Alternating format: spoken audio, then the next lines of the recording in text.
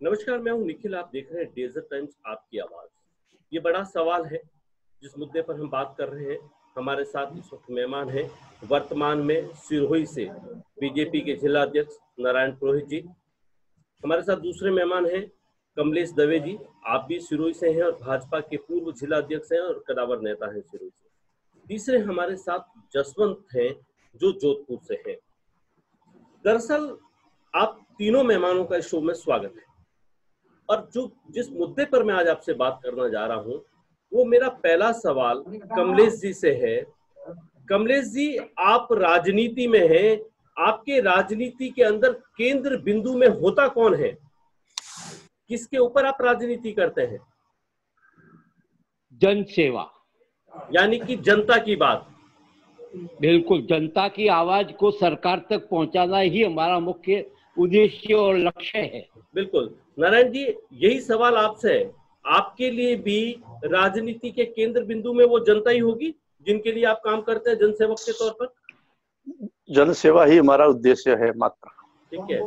अब मेरा सवाल आप दोनों से, जो एक अभी वर्तमान में भाजपा के जिला अध्यक्ष हैं, केंद्र में आपकी सरकार है, दूसरी तरफ आप पूर्व भाजपा के जिला अध्यक्ष हैं, आप दोनों ने ही वक्त वक्त पर जब विधानसभा चुनाव हुए हैं, सिरोही विधानसभा सीट से बीजेपी के लिए टिकट की दावेदारी की है। कमलेश जी, आपने की है ना टिकट की दावेदारी? बिल्कुल बिल्कुल किए साहब, हर समय कर रहा हूँ। बिल्कुल। नारायण जी, आपने भी टिकट की दावेदारी की है? संगठन का कार्यकर्ता हूँ, संगठन की रीति नीति के हिसाब से। आपने दावेदारी की या नहीं, मेरा सवाल ये है, आपने दावेदारी की या नहीं? संगठन के अंदर मैंने जरूर मांग की है। मांग की है। चलिए, आप जब मांग करते हैं तो आप जब चुनाव लड़ने जाते हैं तो चुनाव में, जैसा कि कमलेश जी कह रहे हैं कि जनसेवक की बात है, जनता आपके केंद्र बिंदु में। आप दोनों सिरोही से, और आप दोनों से मेरा एक सवाल है।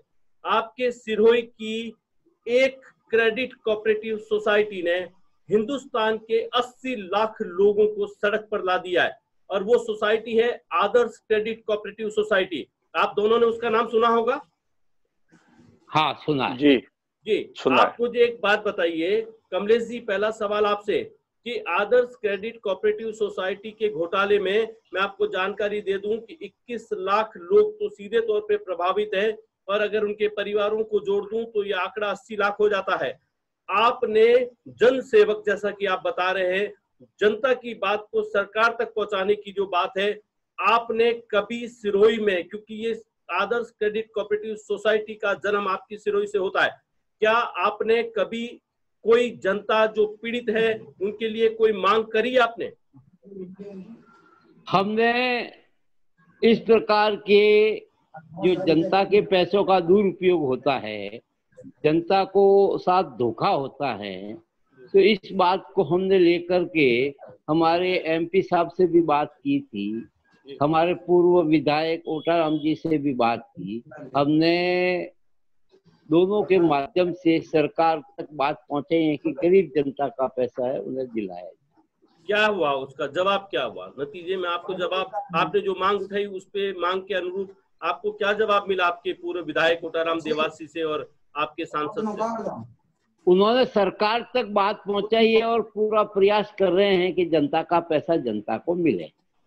नारायण जी, यही सवाल मेरा आपसे है। आप बीजेपी के अभी जिला अध्यक्ष हैं, केंद्र में आपकी सरकार है, चूंकि इन सोसाइटियों को जो परमिशन दी जाती है वो केंद्र की सरकार से ही, आपका जो कृषि मंत्रालय है उनकी तरफ से मिलता है, क्या आपने कभी इन पीड़ितों की हक में कोई बात की?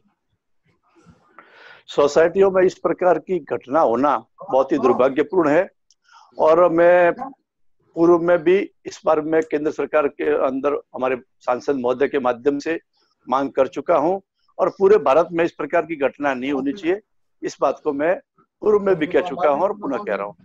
देखिए, आप दोनों नेताओं को मैं बताता हूं कि आप बीजेपी के सिरोही से आते हैं।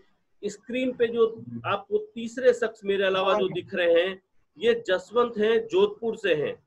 आप आदर्श क्रेडिट कोऑपरेटिव सोसाइटी के जोधपुर के पास एक जगह है तिवरी, उस तिवरी में ब्रांच मैनेजर थे।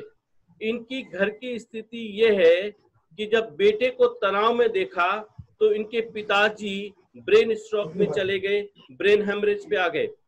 जसवंत, एक बार दोनों कदावर नेता इस वक्त हमारे सामने हैं, एक बीजेपी के जिला अध्यक्ष, एक पूर्व जिला अध्यक्ष हैं। एक बार आप जसवंत कैमरा अपने पिताजी की तरफ करेंगे जहां इस वक्त वो आराम कर रहे हैं बीमारी में। जसवंत जी सर, अभी कर रहा हूँ। आप दोनों देखिए, कमलेश जी और नारायण जी, ये कहीं कहीं आप लोगों ने जो आवाज उठाई, एक नेता, एक जनसेवक होने के नाते आपकी आवाज में वो गूंज नहीं थी, आपकी आवाज में वो दर्द से आपने वो आवाज नहीं उठाई, आपने आवाज वो दिल से नहीं उठाई। हम लगातार ऐसे केस हिंदुस्तान के हर कोने से दिखा रहे हैं। हमने कल पंजाब से दिखाया, जब हमारे साथ राजस्थान सरकार के राजस्व मंत्री थे, उन्होंने हाथों हाथ पंजाब के विधायक को फोन किया और उनको एक रिलीफ दी प्राथमिक तौर पर। ये तस्वीर आपको फिर दिखा रहा हूं। जसवंत जी, आपके पिताजी का नाम बताएंगे जरा? प्रभु राम। ये प्रभु राम जी हैं, जोधपुर में हैं। अपने बेटे के ऊपर जब मानसिक दबाव देखा तो पिता से सहन नहीं हुआ। एक पिता का दर्द क्या होता अपने बेटे को लेकर, उसकी वानगी आप इस तस्वीर में देख रहे हैं। आप दोनों को कह रहा हूं, पिताजी को देख के हमारे मन में उनके प्रति भाव सहानुभूति है। हम उनके साथ में हैं। उनके साथ में जो हुआ वो बहुत ही दुखद है, ऐसा नहीं होना चाहिए। और इस मामले में जो भी सरकार के द्वारा कार्रवाई होनी चाहिए वो कार्रवाई जारी है, और जो भी आरोपी है उन आरोपियों के खिलाफ जांच भी जारी। नारायण जी, कार्रवाई जो हो रही है वो मल्टीपल जांच एजेंसियां कानून के दायरे में कर रही हैं। इन कानून की पेचीदगियों में वो 80 लाख लोग उलझ गए हैं जो इस वक्त इस कोरोना की मार तो झेल रहे हैं और अपने घर में आर्थिक बदहाली की मार भी साथ साथ झेल रहे हैं। कमलेश जी, आप भाजपा की लंबे समय से राजनीति करते आए हैं। आपके शहर की एक क्रेडिट कोऑपरेटिव सोसाइटी है, ऐसी और दर्जनों क्रेडिट कोऑपरेटिव सोसाइटी है, सिर्फ आदर्श नहीं, जिनका जन्म आपके शहर सिरोही से होता है। और आज वो सब, उनके जो संचालक हैं, करीब करीब वो सलाखों के पीछे हैं। कमलेश जी, आप बताएंगे कि क्या कोई पुरजोर आवाज आपने उठाई?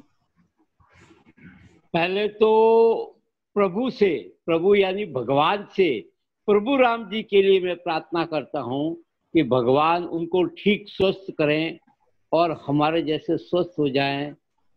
ये पहले प्रभु राम जी के लिए मैं प्रार्थना करता हूं। शरीर में दुख सुख तो देखो, जीवन में जब अपन ने धंधा किया है, आपने प्रभु, ये जो हमारे क्या नाम का आपने, जसवंत जी, जसवंत जी को मालूम था कि इतना ब्याज दे रही ये सोसाइटियाँ, वो किस आधार पे दे रही है, कोई गणित नहीं डाली क्या? पैसे ले करके लोगों के, इन लोगों को जानकारी होनी चाहिए। मैं जो कर्मचारी थे उनकी गलती है कि उन्होंने प्रलोभन जनता को दिया, कहीं शादी के सिक्के, सोने के सिक्के, इस तरीके से ब्याज 4 गुना दे दिया, 6 साल में 2.5 गुना, 3 गुना। आखिर जनता का पैसा है, गरीब जनता ब्याज के प्रलोभन में आ गई और ये आज फंस गई दलदल में। साहब, ये किसकी गलती है? पहले तो ये आप सोचिए। तो जब आगे वाला जिसने व्यापार चालू किया, ये जब सब कुछ हो रहा था, ये आज जो जांच एजेंसियां सब जांच कर रही है, तो क्या उस वक्त इन सोसाइटियों में जो रजिस्ट्रार होते हैं, जो सरकार की ऑडिट होती है, या तमाम वो जो कागजी कार्रवाई होती है, तो क्या उस वक्त ये पकड़ में नहीं आया कि ये लोग प्रलोभन दे रहे हैं, गलत तरीके से ये जा रहा है? बिल्कुल सत्य बात है, ये हो रहा था। जनता को भी तो ध्यान में रखना चाहिए। कर्मचारियों को, मेन गलती कर्मचारियों की है, उसने अपना एजेंट और कमीशन लेने के लिए ये काम किया और जनता को धोखा दिया।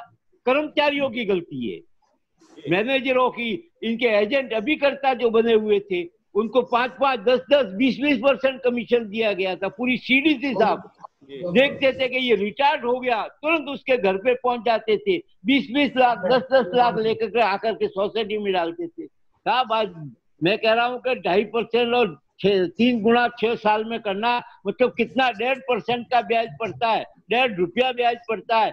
किस आधार में, किस जमीन में डाल दिया इन्होंने 1.5 रुपया? एक बात की, गरीबों का पैसा था साहब, हमें भी अंतरात्मा में लग रही है कि इस गरीबों को क्यों डुबोया गया। बेचारे रो रहे हैं, मेरे पास आते हैं। अब हम कर क्या सकते हैं? हम आवाज उठा सकते हैं, हम इनके लिए कोई पैसा लाके तो नहीं दे सकते। सरकार को कह सकते हैं, रजिस्ट्रार महोदय की भी गलती रही, कर्मचारियों की, अधिकारियों की भी गलती तो रही है, इसमें कोई संदेह नहीं है। उनको भी सावधानी रखनी चाहिए थी। लेकिन इन सबके बीच में पिस गई वो गरीब जनता, बिल्कुल, ये मेरी पहले से आवाज थी साहब कि गरीब जनता पीसेगी। तो उस पर ये वक्त कर्मचारियों की पहले आपकी आवाज कमलेश जी कहाँ दब गई थी? आप कह रहे हैं पहले भी उठाई थी। हाँ, अखिल व्यास जी, मेरा निवेदन है, इन कर्मचारियों की गलती है या नहीं है? जी जसवंत, आप क्या आप रुकिए, जसवंत को पूछ लेते हैं, ब्रांच मैनेजर रहे हैं आदर्श में। जसवंत, हाँ, से पूछोगे। जसवंत बताइए। अब मैं कुछ कहना चाहता हूँ सर। जी। आदर्श क्रेडिट कोऑपरेटिव सोसाइटी सर 20 साल से कार्यरत थी, ठीक है ना। अगर कर्मचारियों की अगर इसमें आप गलती मान रहे हैं तो फिर ये सारी संस्थाएं कहाँ हैं जो आज ये जांचें कर रही है? SFI, इनकम टैक्स, ED, ये सब कहाँ थी? 20 साल से अगर एक क्रेडिट कोऑपरेटिव सोसाइटी चल रही है और वो ब्याज पे इतना ब्याज दे रही, सब कुछ दे रही और भुगतान भी टाइम पे कर रही, तो तब इन्होंने जांच क्यों नहीं की? अगर एक छोटी सी सोसाइटी होती है, एक छोटे शहर में होती, तब तो कुछ नहीं है। आज पूरे भारत में इसकी 809 शाखाएं पूरे भारत में, तब सरकार कहाँ सो रही थी? तब ये सारी जांच एजेंसियां कहाँ थी? 20 साल से जब सोसाइटी कोई काम कर रही थी और ये सारी सोसाइटियां जो भी इनके दिशा निर्देश 20 साल नहीं हुए, 20 साल नहीं हुए सर, 20 साल हो गए सर। मैं तो कर्मचारी, मुझे पता है सर। 89 में सर इसका हुआ है, 89 से अब आप देख, सॉरी सर 99 में हुआ था। 20 साल हो गए इसको सर। 20 साल से चल रही, 99 में 20 साल से चल रही है, पूरे भारत में चल रही है। और इस 20 साल में आपकी बीजेपी की भी सरकार आ गई, आपकी कांग्रेस की भी सरकार आ गई। बोलिए जसवंत, बोलिए आप।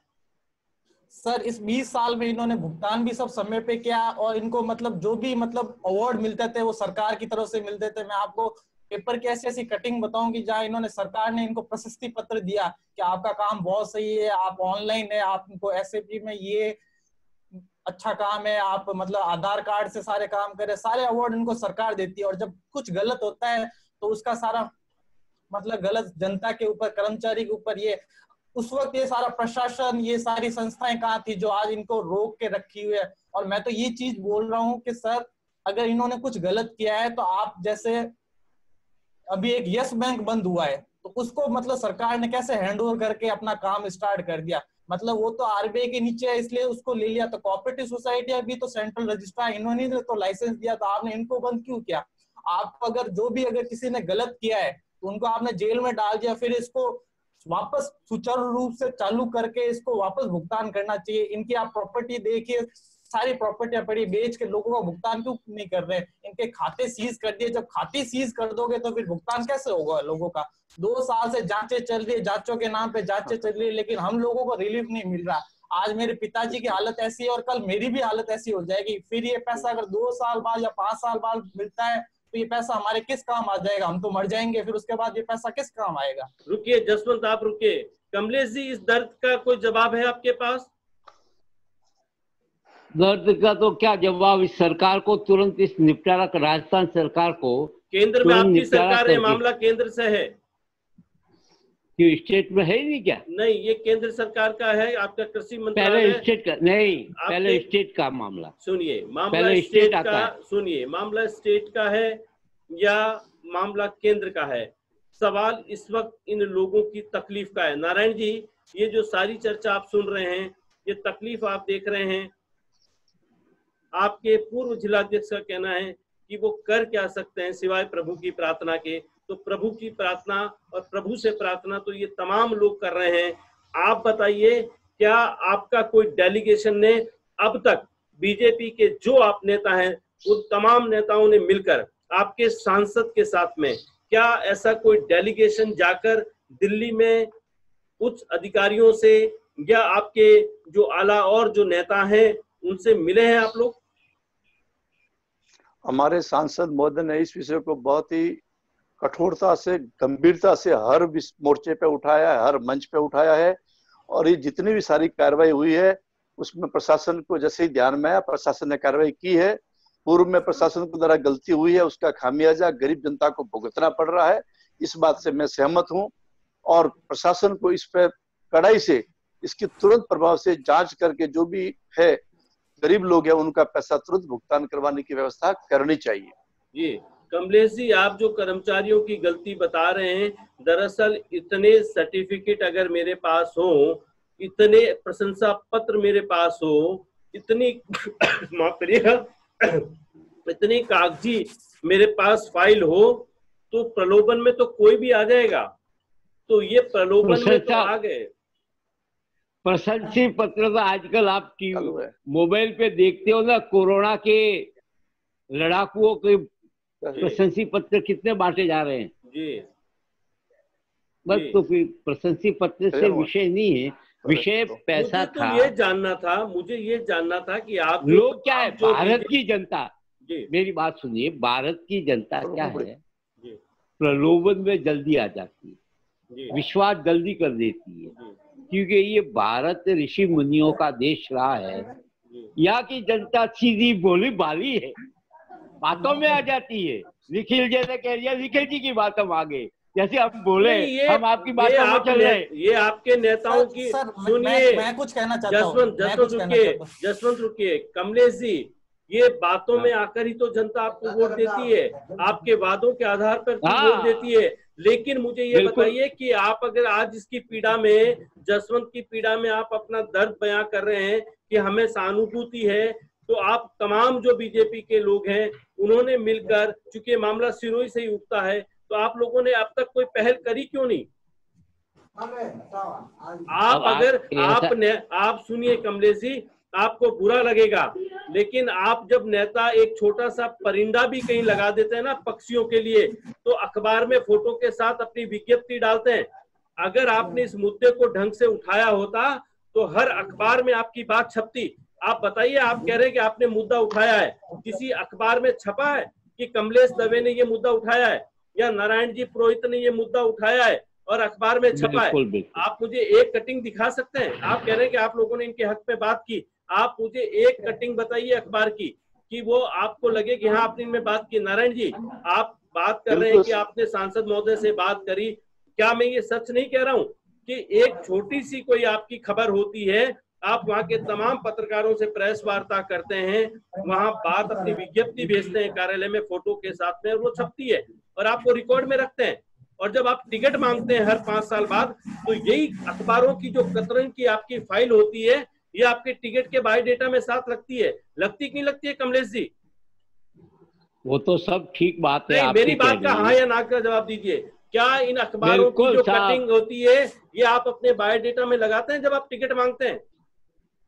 देखो मेरी बात का कमलेश जी पहले मेरी बात का जवाब, क्या इन अखबारों में जो 5 साल आप काम करते हैं जनता के बीच में, आपकी जो खबरें छपती हैं, इनकी कटिंगों को, इनको कतरन को आप अपने बायोडेटा में टिकट के दौरान अपने आला नेताओं तक पहुंचाते हैं कि नहीं पहुंचाते हैं?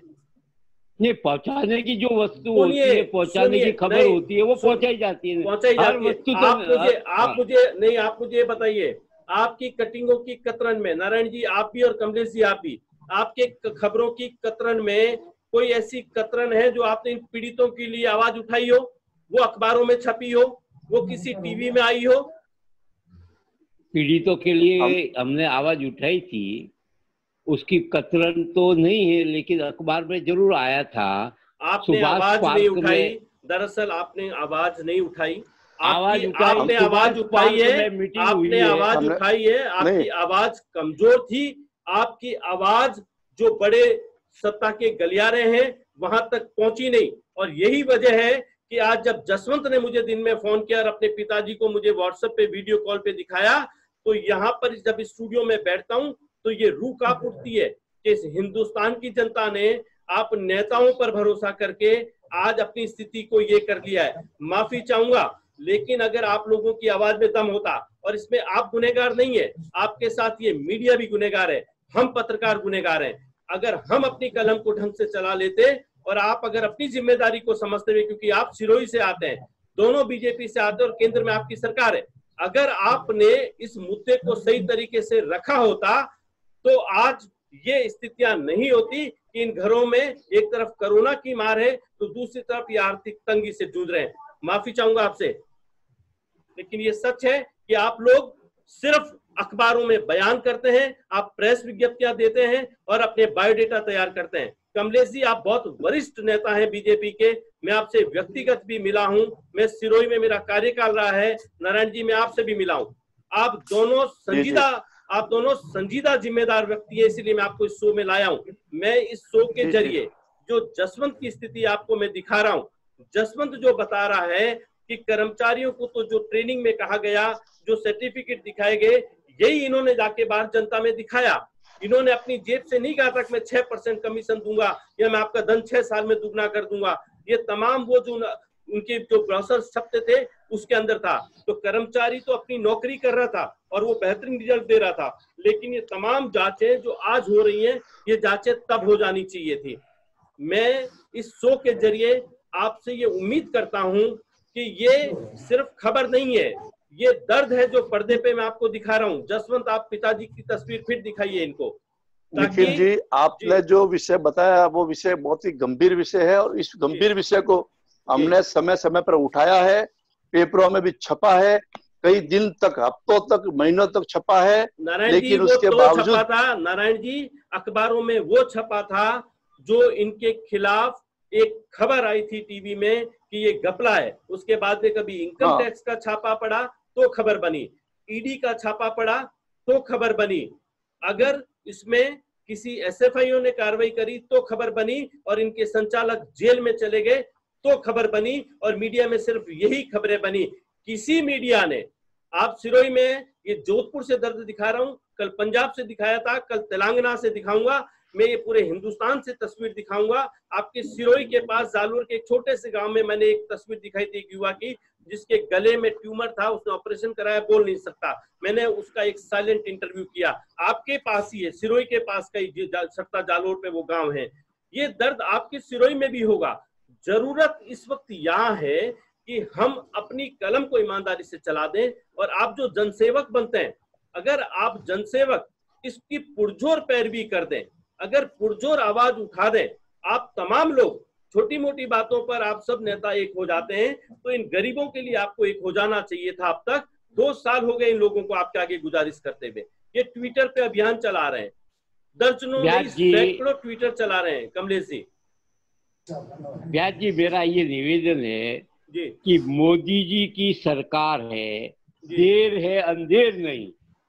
समय जैसे मालिया कह रहा है, जसवंत देखिए, मेरा निवेदन, देखिए कमलेश जी, देर अंधेर नहीं है, सुनिए, मैं सुनूंगा आपकी बात। देर अंधेर नहीं है, लेकिन जसवंत कह रहा है कि जब तक ये अंधेरा छटेगा, बात ठीक है, इसके पिताजी और इसकी स्थिति अलग हो जाएगी। जब उजाला देखने के लिए की बात से मैं सहमत हूँ। आप कब उजाला लाना चाहते हैं? जब इन आंखों में उस उजाले को देखने की ताकत ही ना होगी, उस वक्त तो उजाला किस काम का?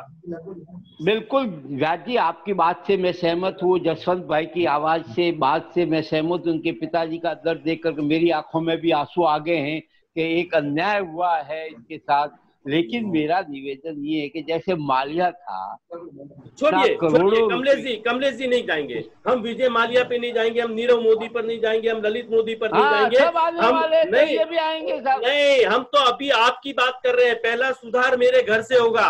आप सिरोही की राजनीति कर रहे हैं, सिरोही पे बात करिए। एक मोदी, मुकेश मोदी आपके शहर से आते हैं, आपके शहर में ऐसी दर्जनों क्रेडिट कोऑपरेटिव सोसाइटी है जिनके संचालक जेल में है।